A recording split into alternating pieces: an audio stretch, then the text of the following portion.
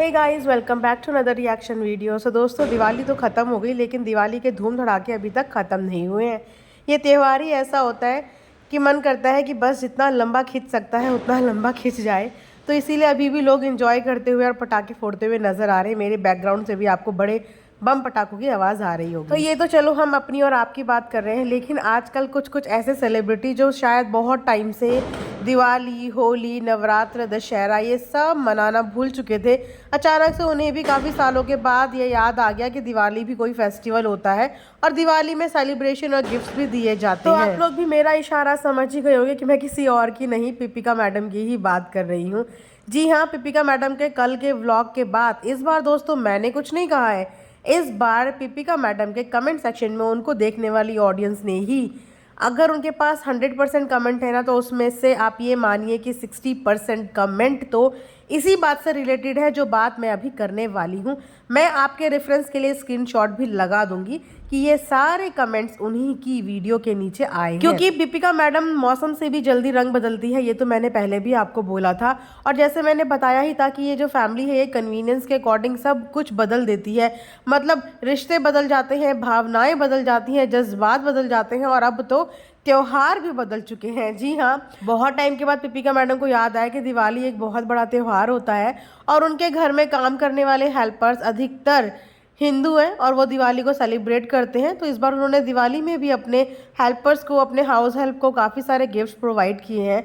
हालांकि पिपिका मैडम ने पूरे नवरात्रों के सीज़न में सिर्फ चिकन और मटन की रेसिपी ही हमें दिखाई, लेकिन दिवाली अचानक से उन्हें याद आ गई और दिवाली में गेटअप तक करा गया, ड्रेस तक पहनी गई, और एक बार नहीं, दिवाली की बधाइयाँ कम से कम 5 से 6 बार पूरे व्लॉग में दी गई। बस फिर क्या था, लोगों ने ट्रोल करना शुरू कर दिया, क्योंकि सबको ये बात ऑकवर्ड लगी कि अगर हम कोई फेस्टिवल किसी को विश करते हैं तो व्लॉग के शुरू में या व्लॉग के एंड में 1 या मैक्सिमम 2 बार, लेकिन पिपिका मैडम 4 से 5 बार सिर्फ दिवाली दिवाली दिवाली का ही राग गाए जा रही थी। जैसे पता नहीं कितनी धूमधाम से पिपिका मैडम हर साल दिवाली मनाती है। और तो और पिपिका मैडम अपनी मम्मी को दिवाली पे इयररिंग्स गिफ्ट करने के लिए भी ले गई। हालांकि पिपिका मैडम को ये बात पता होनी चाहिए थी कि उनकी मम्मी यहाँ पे काफ़ी समय से है और वो हिंदू फैमिली को बिलोंग करती हैं, उनके लिए तो सारे त्यौहार हैं। नवरात्र भी वो करती होंगी और नवरात्र में इनके घर में चिकन मटन सब कुछ बन रहा था। उसके बाद दिवाली में कहाँ है वो दिवाली सेलिब्रेशन? क्या इयररिंग्स देने के साथ साथ दिवाली का सेलिब्रेशन ख़त्म हो जाता है? लक्ष्मी पूजा होती है, प्रसाद बनता है, बांटा जाता है, वो सब कहाँ है? क्योंकि इनकी मम्मी तो अभी भी हिंदू ही है, तो अपनी मम्मी का क्या इन्होंने सेलिब्रेशन नहीं करवाया? क्योंकि अगर इनकी मम्मी यहाँ पे इनके साथ नहीं होती, यहाँ पे अपनी सिस्टर के साथ, अपनी फैमिली के साथ बहुत धूमधाम से दिवाली सेलिब्रेट कर रही होती, तो यहाँ पे पिपिका मैडम का फ़र्ज़ नहीं बनता था कि अपनी मम्मी के साथ अच्छे से दिवाली को मनाएं, दिवाली को सेलिब्रेट करें? बट पिपिका मैडम हमेशा की तरह कन्वीनियंस के हिसाब से त्यौहार भी मनाती हैं। उन्होंने वही किया और सबको देखने में समझ में आ गया कि ये आखिर हो क्यों रहा है।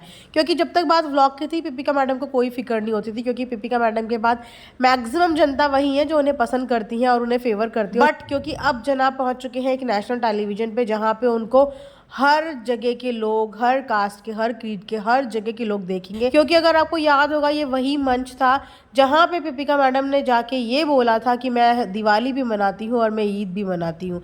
इतने बड़े बड़े बोल इसी स्टेज पे पिपिका मैडम ने बोले थे, और जाहिर सी बात है जब उस स्टेज पे अब उनके हस्बैंड गए हैं तो अब वापस से उन्हें वो अपनी कही हुई बातें, अपने कहे हुए बोल बच्चन याद आ गए कि मैंने कितनी बड़ी बड़ी बातें बोली थी रियलिटी शो में जाते समय, और उसके बाद मैंने कुछ भी नहीं किया। वो तो कभी किसी को पता ही नहीं चलता अगर ये मैडम और ये जनाब डेली व्लॉगिंग नहीं करते। वो तो मानो डेली व्लॉगिंग का कि उसकी वजह से पता चल गया कि ये लोग कितने डबल स्टैंडर्ड्स हैं, और अब तो इनके डबल स्टैंडर्ड्स इनकी ऑडियंस ने ही देख लिया, इसलिए अधिकतर कमेंट में इन्हें डबल स्टैंडर्ड्स और डुअल फेस यही सब बोला जा रहा है, क्योंकि इन्होंने वाकई में ये चीज़ अच्छी नहीं की। मैंने बहुत टाइम से पूरे नवरात्रों के 9 दिन में एक बार भी पिपिका मैडम के मुंह से हैप्पी नवरात्रा किसी के लिए विश नहीं निकला।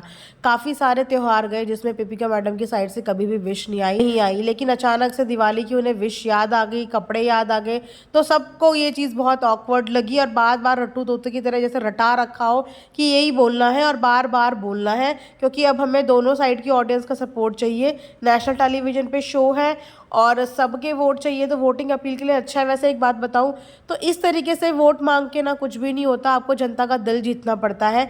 जिस तरीके से बिग बॉस हाउस में जाके मैडम ने भले ही अपना डुअल फेस दिखाया हो, लेकिन वहां पे मैडम ने जो दिखाया उससे जनता का दिल जीता। अब जनाब इस मंच पे जो दिखाएंगे वो उन्हीं की कलाकारी होगी और वो उन्हीं का परफॉर्मेंस होगा जिसके बेस पे जनता का प्यार हासिल करेंगे। ये इस तरीके से हिपोक्रेट बिहेव करके, डबल स्टैंडर्ड्स करके वोट नहीं मिलते।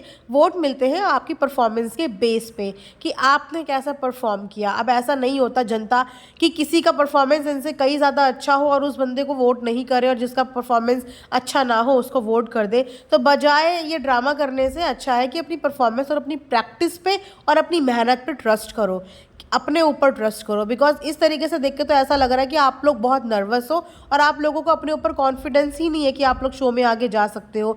इसीलिए आप लोग इतना ज़्यादा ड्रामा क्रिएट कर रहे हो। व्लॉग डेली आ रहे हैं, मतलब सब कुछ समझ में आ रहा है कि एक्चुअल में ये चल क्या रहा है। देखते हैं आगे ये जर्नी कहाँ तक जाती है। क्या इसी तरीके से हिपोक्रेट बिहेव, क्या ये जनता का प्यार बटोर पाते हैं? क्योंकि जहाँ से हमें दिख रहा है जनता का प्यार तो नहीं, बट जनता का क्रिटिसिज्म इन्हें बहुत ज़्यादा झेलना पड़ रहा है। और मैडम के तो कई सारे डबल स्टैंडर्ड्स देखने को मिलते हैं। बहुत सारे लोगों ने ये भी बोला है कि मैडम घर में जब देखो कुर्ता सलवार और दुपट्टे के साथ नजर आती हैं, जबकि घर के अंदर 4-5 लोग ही होते हैं। लेकिन वही मैडम जब पब्लिक प्लेस में जाती हैं, मॉल में जाती हैं या कहीं पे भी जाते हैं, वहां पे इन मैडम ने हमेशा जीन्स और टी शर्ट में ही नजर आती है। या तो मैडम ये बात झूठ बोलती है कि मुझे कुर्ता पजामा पहनना अच्छा लगता है, या मैडम ये बात झूठ बोलती है कि मुझे जीन्स पहननी अच्छी नहीं लगती। लेकिन झूठ तो मैडम बोलती है, क्योंकि जिसे जो चीज़ अच्छी नहीं लगती ना वो चीज़ नहीं पहनता।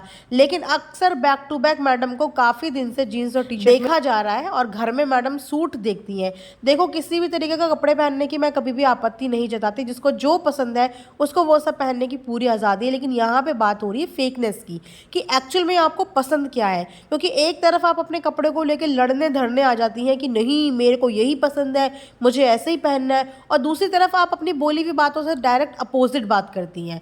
तो इस समय पे ऑडियंस की टारगेट लिस्ट में पीपिका मैडम की खुद की बातें जो इन्होंने कुछ साल पहले बोली थी वो वापस से हाईलाइट हो गई हैं, और ऑडियंस ने उन छोटी छोटी चीज़ों को पकड़ना शुरू कर दिया। जिस तरीके से अपनी बातों से ये ऑडियंस को फूल बना के गुमराह कर रहे हैं, वो ऑडियंस अब थोड़ा सा एक्टिव हो गई है और इनकी हर चीज़ पे ना नज़र गड़ाए बैठी है। अब ये मानो कि हमें बाद में पता चलता है, लेकिन इनके कमेंट सेक्शन में भरपूर इतने कमेंट होते हैं कि हम बोलते हैं कि वाओ, मतलब ऑडियंस सब देख रही है, सब समझ रही है और सब कुछ समझ में आ रहा है। तो भैया जनता को बेवकूफ़ मत समझो, जनता जनार्दन है, जनता सब जानती है, ये पब्लिक है, ये सब जानती है, पब्लिक है। तो दोस्तों यहीं पर रिएक्शन एंड करते हैं। आई होप आप लोगों को पसंद आएगा। लाइक शेयर एंड सब्सक्राइब ज़रूर करें, and thanks for watching earth mom Dehradun.